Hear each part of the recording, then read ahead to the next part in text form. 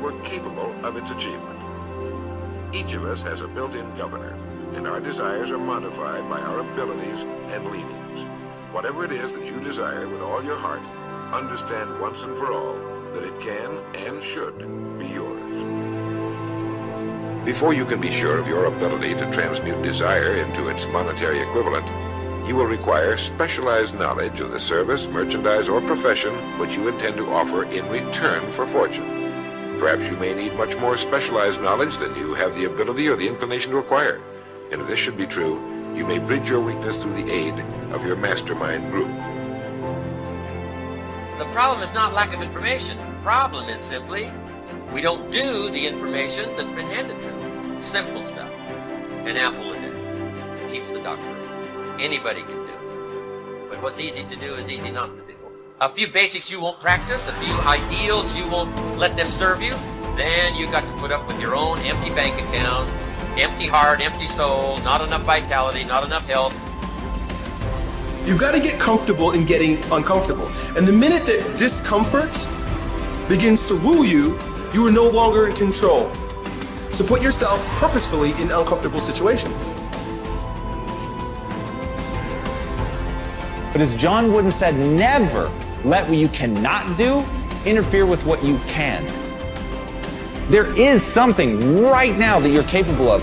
There is an innate skill inside of you that's your spark. It's that starting point. It's that thing that while you may not be the best in the world at it, it's a flame that you can fan. It's something that you can breathe life into and really begin to get good. But first, you have to understand the very nature of progress.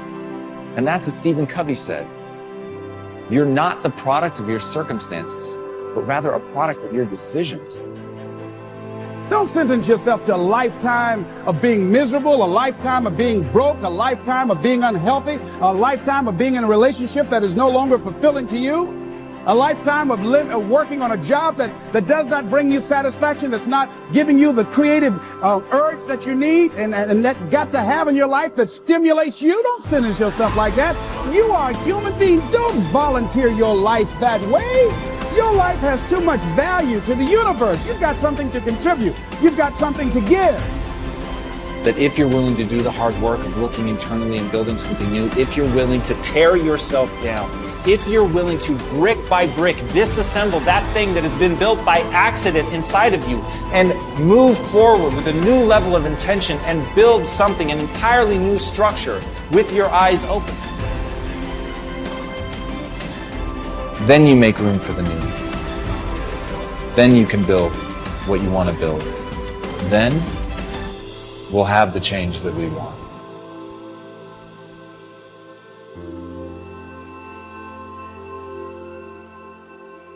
It is conscious power in action. It is active power consciousness. Power consciousness is what you feel when you know that you can do a thing, and you know how to do the thing. If I can cause you to know that you can succeed, and to know that you know how to succeed, I have placed success within your grasp, for if you know that you can do a thing, and know that you know how to do it, it is impossible that you should fail to do it, if you really try. When you are in full power consciousness, you will approach the task in an absolutely successful frame of mind. Every thought will be a successful thought, every action a successful action, and if every thought and action is successful, the sum total of all your actions cannot be failure. What I have to do in these lessons, then, is to teach you how to create power consciousness in yourself so that you will know that you can do what you want to do, and then to teach you how to do what you want to do. It is a fact in nature that the undeveloped is always capable of development. We see then that the cause of success is in you and is capable of full development. Having read this, you must believe that it is possible for you to succeed, but it is not enough for you to believe that you can. You must know that you can. And the subconscious mind must know it as well as the objective mind. People have a way of saying, he can who thinks he can. But this is not true. It is not even true that he can, who knows he can, if only the objective mind is spoken of, for the subconscious mind will often completely set aside and overcome what is positively known by the objective mind. It is a true statement, however, that he can, whose subconscious mind knows that he can, and it is especially true if his objective mind has been trained to do the work. People fail because they think objectively that they can do things, but do not know subconsciously that they can do them. It is more than likely that your subconscious mind is even now impressed with doubts of your ability to succeed, and these must be removed, or it will withhold its power when you need it most. The subconscious mind is the source from which power comes in the action of any faculty, and a doubt will cause this power to be withheld, and the action will be weak. Therefore, your first step must be to impress your subconscious mind with that fact that you can. This must be done by repeated suggestions. Practice the following mental exercise several times a day, and especially just before going to sleep, think quietly about the subconscious mentality, which permeates your whole body as water permeates a sponge. As you think of this mind, try to feel it. You will soon be able to become conscious of it. Hold this consciousness and say with deep, earnest feeling, I can succeed. All that is possible to anyone is possible to me. I am successful.